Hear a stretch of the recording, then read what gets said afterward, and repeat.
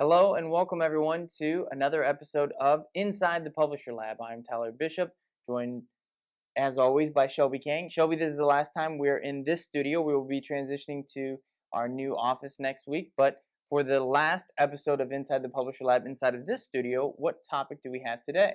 Yeah, so today we talked about how Moz is going to upgrade their domain authority metric.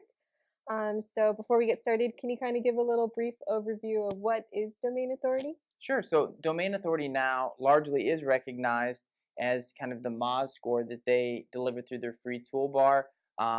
It mimics historically the PageRank score, which is something that Google's founders, Larry and Sergey, basically used as their intellectual property when they first started Google. It was the mechanism that they used to essentially rank all the different websites that they would index inside of their search engine.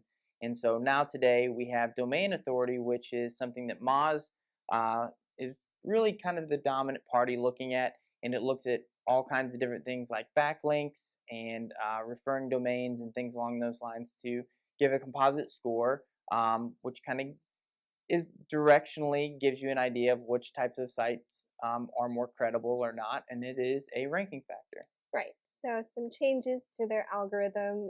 They'll be able to detect link manipulation.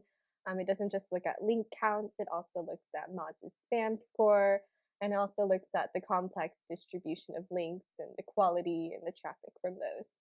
Yeah, that's right. And I think one of the things that I think is interesting and important to point out is we've done a little bit of research, and I won't unveil all of it yet because I know you've done some of it, but it's really interesting because you would think that websites with high domain scores would be performing better and better over time, but we're not necessarily seeing that, are we? No, yeah, you'll see a lot of these big brands and big media organizations actually in 2018. A lot of their traffic and keyword rankings declined. Yeah, that's right. And so what we're seeing is that the market share of search is actually becoming more diversified over time. And that's something we'll probably share a little bit more information on in the future. But I think it does speak to this conversation that we're having, that domain authority is correlated strongly with organic rankings, and definitely is something you should be paying attention to.